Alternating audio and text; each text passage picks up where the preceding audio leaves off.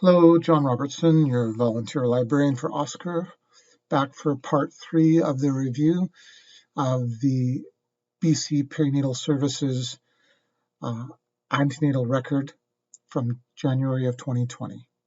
We're going to look now at part 4, which is the obstetrical history. And this will allow you to fill in, at least for the last 5 pregnancies. If you wish to fill in more than this, you can do this in the attachments page. Fairly simple, straightforward. There is a calendar, so you can select a date of birth for each of the children. The double arrow backwards will jump you back 1 year. The single arrow backwards will jump you back 1 month.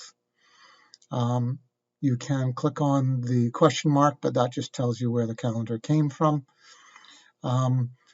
You can put the place of birth in, etc. If you double click on mode of birth, we can choose one of the following options and place it in.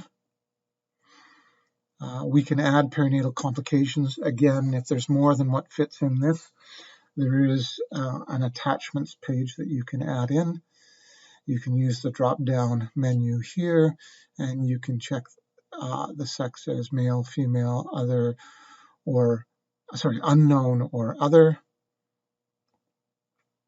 And then you can put a birth weight in grams, how long they breastfed for, and you can put the child's present health. If you double click on this, you can say alive and well. You can say termination of pregnancy. If you click on other, the other doesn't come in here and you have to type. But if you click on one of the other choices, it will come in here for you. Moving on to section 5, the present pregnancy. As I mentioned in my first introductory video, we do have underlined no buttons here, and if we click any of the no buttons, it checks off all of the boxes in this section. So section 5, if I click the underlined no, then all of these buttons would get checked off. The yes buttons, if I click on yes, then these checkboxes become active, but these will not become active. They are dependent on me checking the ART box first. So then, of course, these all become active. And similarly, these text areas don't become active until I check a box beside them. So IVF, the text box, won't become active until after I've checked off IVF. The same holds true for family history, section 6 here. Again, the underlined no will allow you to check all these negative.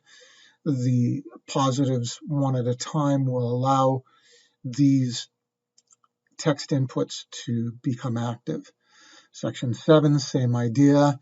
If we go down to cardiovascular, once we click cardiovascular, then hypertension, previous pregnancy hypertension, and other all become active.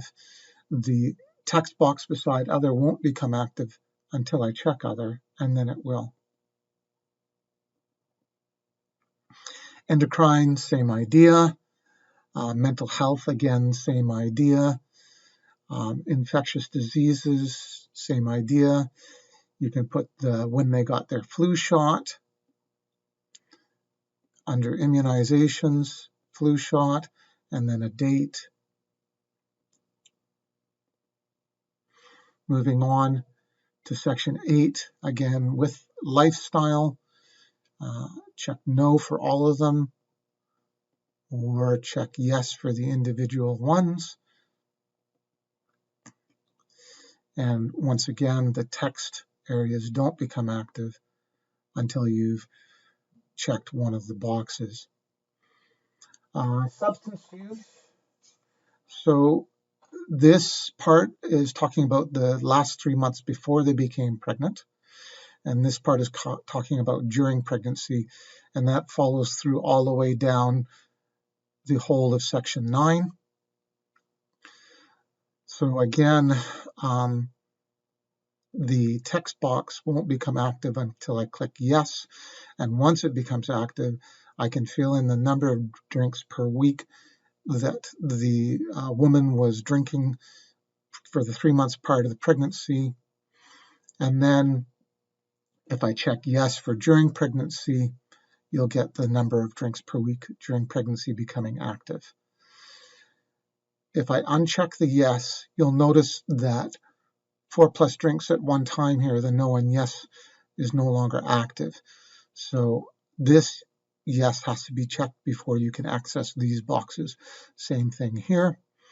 And then if they quit alcohol, you can click yes and put in a date.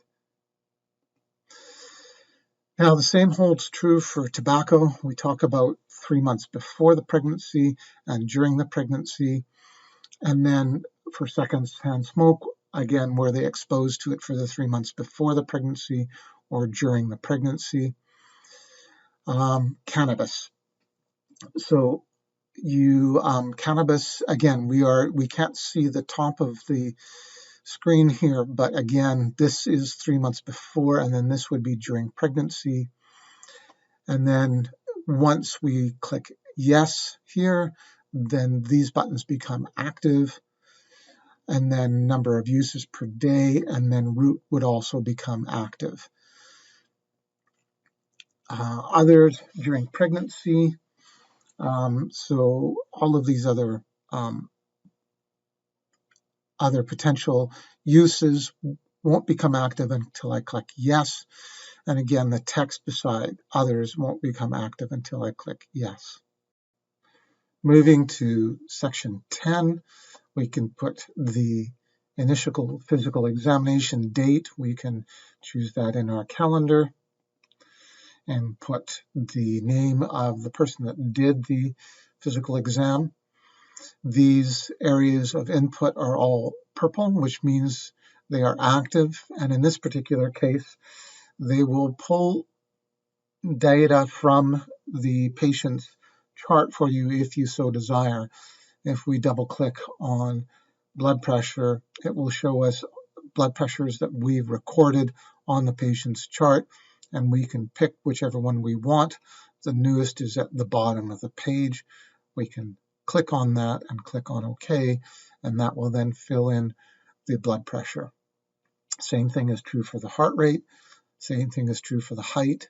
Same thing is true for the weight. The BMI will also pull from the chart if you wish, or if you've put a new height and a new weight in here, you can then double click and it will calculate that for you. Again, like the yes and no above, if we click norm for normal, it will check all of the boxes here.